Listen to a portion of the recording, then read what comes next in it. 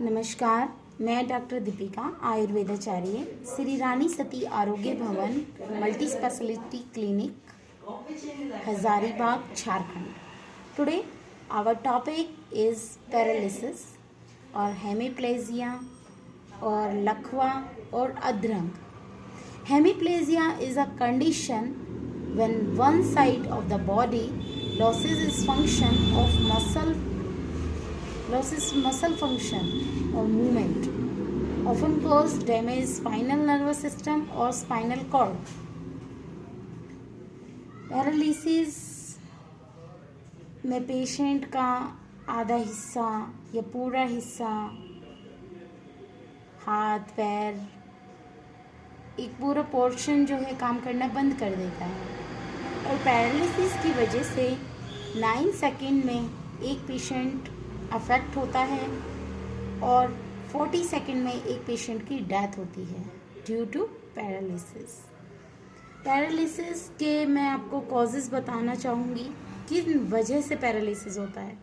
Brain को किसी भी प्रकार का गहरा आघात अगर पहुँचता है, ब्रेन स्ट्रोक और ब्रेन हेमरेज, यानी कि कहीं पर ब्रेन में अगर नस फट जाती है तो उसकी वजह से सारा खून फैल जाता है, खून बहुत गाढ़ा हो जाता है, या खून गाढ़ा होता है तब भी ऐसा होता है, पूरा ब्लड जो है ब्रेन में फैल जाता है और जिसकी वजह से वहाँ पर क्लॉटिंग होने लगती है. क्लॉटिंग होती है, कुछ टाइम बाद वहाँ कैल्सिफिकेशन होने लगता है और वहाँ पर खून का एक मोटा थक्का जमा हो जाता है और जिसकी वजह से वो आगे नहीं मूव कर सकता है और वहीं पर रुक जाता है और जिसकी वजह से ब्रेन को प्रॉपर ऑक्सीजन नहीं मिल पाती है. इसके अलावा कुछ इम्यून डिजीज़ होती हैं, just like diabetes, sugar, BP, ठीक है, हाई कोलेस्ट्रॉल. अगर शरीर में इस प्रकार की कंडीशंस बनी रहती हैं तो भी पैरालिसिस होने के पूरे चांसेस होते हैं. एक्चुअली पैरालिसिस में हमारा जो नर्वस सिस्टम है वो पूरे डैमेज हो जाता है. लेकिन मेन चीज़ ये भी है कि हमें पैरालिसिस होने के विद इन 4 आवर्स, पैरालिसिस होने के जस्ट 4 आवर्स जो होते हैं, इट्स वेरी इम्पॉर्टेंट. उन 4 घंटों में एक छोटा सा इंजेक्शन होता है जो कि लगाया जाता है और 4 घंटे के बाद वो इंजेक्शन नहीं लगाया जाता है. अगर वो इंजेक्शन लगा लिया जाता है तो पेशेंट को एक बहुत बड़े आघात से, जो उसके ब्रेन में बहुत बड़ा डैमेज हुआ है, उससे बचाया जा सकता है. पेशेंट को पैरालिसिस होने से भी काफ़ी हद तक उसका बचाव किया जा सकता है, ठीक है. अगर पेशेंट हेमरेजिक कंडीशन में है तो उसको ये इंजेक्शन नहीं लगाया जाएगा. अगर पेशेंट को ज़्यादा टाइम हो गया है, क्रॉनिक डिजीज़ ये बन गई है, मान लो उसको 5 साल, 10 साल, 15 साल, 20 साल हो गए हैं, 6 महीने हो गए हैं, मतलब लॉन्ग टाइम हो गया है, तो फिर उस कंडीशन में इंजेक्शन नहीं लगाया जाएगा.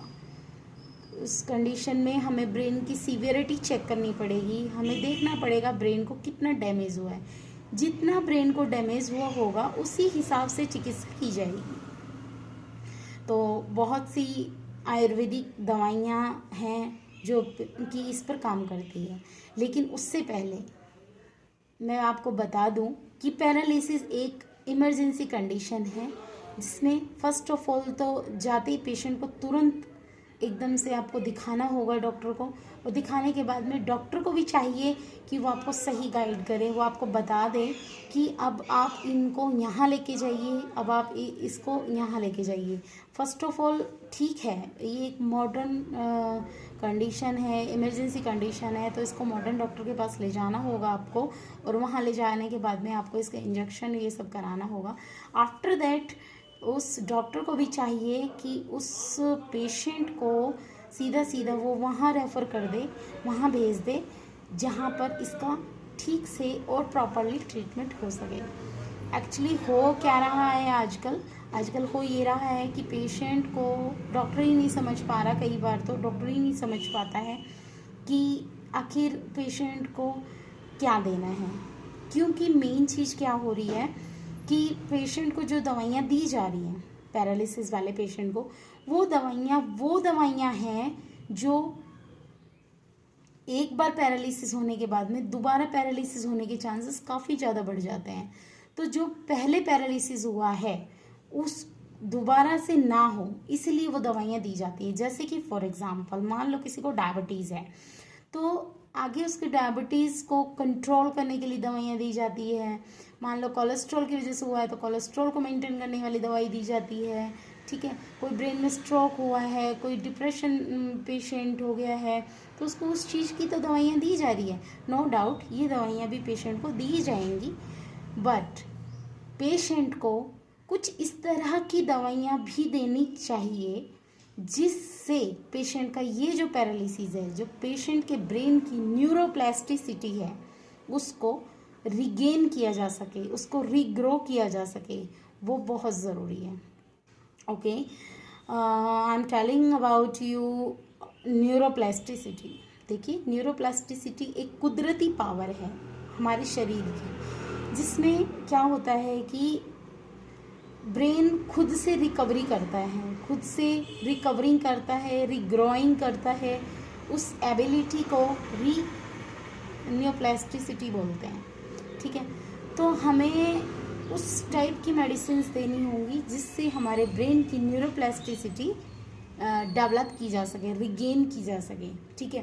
तो ये डिपेंड करता है, एक तो एज फैक्टर इसमें मेन रोल है एज फैक्टर का। हर पेशेंट की न्यूरोप्लास्टिसिटी ब्रेन की अलग अलग होती है, ठीक है। एज पे भी डिपेंड करती है। अगर छोटा बच्चा है तो उसकी न्यूरोप्लास्टिसिटी की जो पावर है वो ज़्यादा होती है as compare to older patient. जिनकी पेशेंट की एज ज़्यादा होती है उनकी न्यूरोप्लास्टिसिटी जो है वो कम होती है, ठीक है। ये एक मेन फैक्टर है जो देखा जाता है न्यूरोप्लास्टिसिटी के लिए। तो मैं आपको साफ सा क्लियर सा एक बात बता दूं कि मॉडर्न में कहीं भी न्यूरोप्लास्टिसिटी को रिगेन करने के लिए, रिग्रोथ करने के लिए कोई भी मेडिसिन अभी तक नहीं बनी है, ठीक है। आयुर्वेद में दवाइयां हैं इस टाइप की जो पेशेंट की न्यूरोप्लास्टिसिटी को रिगेन, रिग्रोथ करती है, लेकिन उसको भी बनाने के लिए, बढ़ाने के लिए, डेवलप करने के लिए आपको ये देखना ज़रूरी है इन्वेस्टिगेशन के थ्रू कि आपको एक्सरे, सीटी स्कैन, एमआरआई सब कराने हैं। और उसके बाद में पेशेंट का ये देखा जाता है कि पेशेंट की ब्रेन के कौन से हिस्से में कितना डैमेज हुआ है। उस डैमेज को देखने के बाद ही हम न्यूरोप्लास्टिसिटी की दवाइयाँ चलाते हैं। देखिए, ब्रेन के कुछ हिस्से ऐसे होते हैं जहाँ पर अगर डैमेज एक बार हो जाए तो वापस से रिगेन नहीं हो सकता है। हमारे शरीर के बहुत सारे हिस्से ऐसे हैं जहाँ पर रिकवरिंग होती है, रिग्रोइंग होती है, ठीक है। उनमें फिर से एबिलिटी होती है, कैपेसिटी होती है रिग्रेन करने की। बट हमारे ब्रेन की अगर सेल से एक बार डेड हो जाए तो वापस से वो जीवित नहीं की जा सकती हैं। ये बात अपने दिमाग में आप डाल लीजिए। लेकिन फिर भी न्यूरोप्लास्टिसिटी को डेवलप करने के लिए हमारे एंशिएंट में, पुराने ऋषि मुनियों से लेकर के ये चला आ रहा है, हमारे न्यूरोप्लास्टिसिटी को रिग्रेन करने के लिए जो आयुर्वेद में दवाइयाँ उपलब्ध हैं और वही दवाइयाँ हम यूज़ करते हैं। साथ में एक प्रोसीजर हम यूज़ करते हैं, सस्टिक शालिस्वेद, जिससे कि पेशेंट के एक तरह से फिजियोथेरेपी भी हो जाती है। पेशेंट की मसल जो रिलैक्स कंडीशन में वो एक्टिवेशन में आ जाती हैं, ब्लड सर्कुलेशन ठीक से चलने लग जाता है। और ब्रेन के लिए तो हमने बता ही दिया आपको, न्यूरोप्लास्टिसिटी पे वर्क करना बहुत ज़रूरी है, न्यूरोप्लास्टिसिटी को डेवलप करना बहुत ज़रूरी है। तो हम वो डेवलप करने के लिए मेडिसिन देते हैं, ठीक है। तो मेन चीज़ वो थी कि सीवियरिटी पे डिपेंड करता है, ठीक है। कितनी रिकवरी हुई है, कितनी हो सकती है, वो भी उसी टाइम पे पेशेंट की कंडीशन को देख करके, पेशेंट की सीवियरिटी को देखकर, ब्रेन की सीवियरिटी को देखने के बाद ही बताया जा सकता है।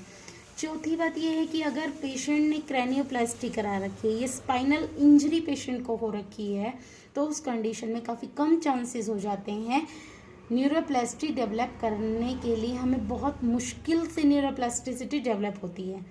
लेकिन फिर भी जब पैरालिसिस पेशेंट को हुआ है, पेशेंट को जब पैरालिसिस हुआ है उसके विदिन 6 मंथ्स, उसके 6 मंथ्स, आफ्टर 6 मंथ्स जो है न्यूरोप्लास्टिसिटी बहुत ही फास्ट वर्क करती है। लेकिन उसके बाद में धीरे धीरे वो स्लो डाउन पड़ जाती है। तो इसीलिए आपको, अगर आपके घर में किसी को पैरालिसिस हुआ है या कोई आपके नज़र में पेशेंट है पैरालिसिस का, तो आपको उसे किसी नज़दीकी आयुर्वेदिक डॉक्टर्स के पास उसको भेजें और वहाँ पे उसका ट्रीटमेंट लेना शुरू करें, डॉक्टर से कंसल्ट करें। और अगर पेशेंट डॉक्टर को सारी बातें बता दें कि चोट लगी है, जो भी हुआ है, और सारी बात बताने के बाद में आप डॉक्टर से कंसल्ट कर लें। अगर आपकी सीवियरिटी जिस टाइप की होगी, पेशेंट की कंडीशन जो भी होगी, उस हिसाब से इलाज किया जाएगा। आपके ब्रेन की न्यूरोप्लास्टिसिटी को डेवलप करने के लिए, रिगेन करने के लिए जो भी चीज़ें वो बताएं, जो भी प्राणायाम वो बताएं, जो भी मेडिसिन, आयुर्वेदिक मेडिसिन वो बताएं, ठीक है, उनको आप फॉलो कीजिएगा। बेसिकली जो ये पैरालिसिस है वो एक वातिक इम्बैलेंस की वजह से होता है। तो अगर हम वही मेडिसिन्स उसे दें जो न्यूरोप्लास्टिसिटी पर वर्क करें, जो उसकी वात को बैलेंस कर दें, ठीक है, और उसकी फिजियोथेरेपी उसको दें, तो पेशेंट को काफ़ी हद तक रिलीफ मिलता है, काफ़ी हद तक, ठीक है। तो इस तरह से मैं चाहूँगी अगर कोई भी इस तरह का पेशेंट है तो आप मेरे क्लिनिक पे विज़िट करें।